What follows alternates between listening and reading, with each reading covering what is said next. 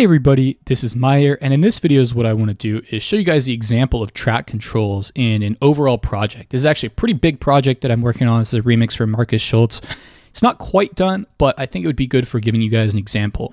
Now this is a vocal track, but I'm going to mute the vocals because I don't want this video to get flagged for copyright. But let's take a look at what's going on. So let me play a little section of this song.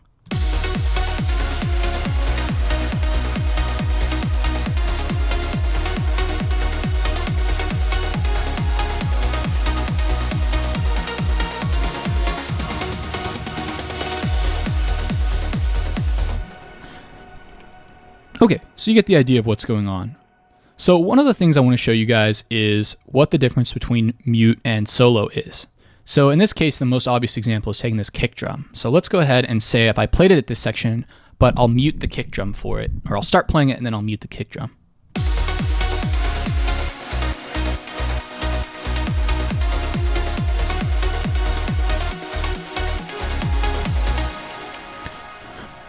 Once again, hopefully you saw as I muted and unmuted this kick drum, it was actually playing and not playing this. And of course, I could also mute multiple things at once. So if I wanted to mute the kick and the sub bass, which you may not be able to hear. So let's say I muted the kick and the open hi-hat.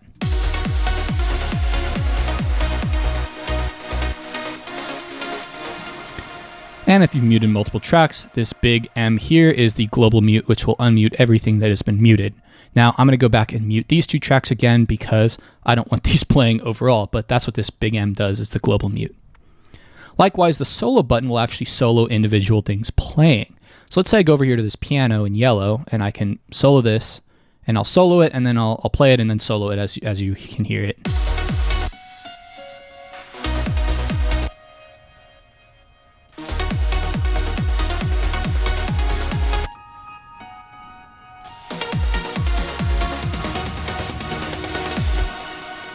And once again, you could solo multiple things. So I could solo the piano and the kick drum, or the kick and bass.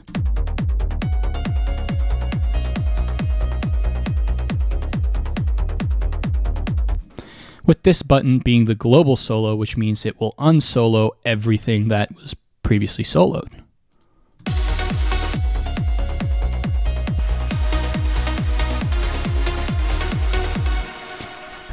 With one of the nice features being, if you previously soloed some stuff, this will re-solo whatever you had previously had soloed before. So just kind of a helpful hint there. A few other things I want to talk about. So once again, we saw that this fader here is the same as this fader. So notice how if I adjust the volume, they're both getting adjusted. We also have panning. So if you're here on stereo speakers, you can hear as this moves from left to right.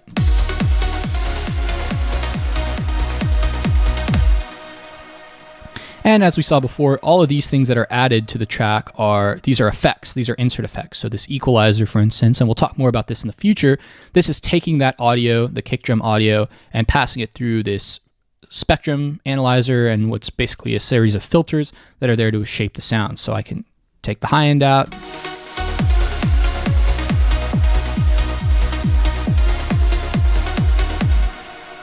Things like that, and notice how it's affecting the audio as it's being played. The other thing too, recording this track for arming by hitting this this record button means, well, first of all, I need to have this previewed or monitored so I can actually play it with my keyboard. And then of course, if I hit the record button when it's armed,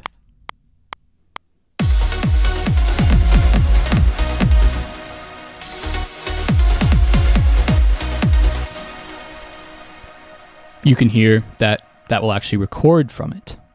So let me undo that. Don't want to keep that. So anyway, and that would be the same too, I should say, for an audio track. So these, of course, are all MIDI tracks. This is MIDI information for the kick drum. And then if I go down to an audio track, which I do have some, like these sweeps and stuff, you can actually see.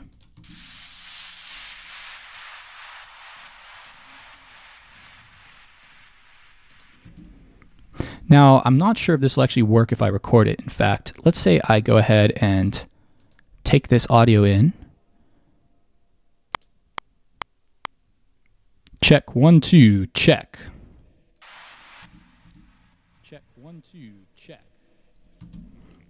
You can see arming this track for recording meant I could record audio directly onto it as well. Anyway, I hope you guys have found this helpful about the different track controls and what they all do. If you guys have any questions, feel free to leave a comment and look for this track. I'll be hopefully releasing it pretty soon. See you in the next video.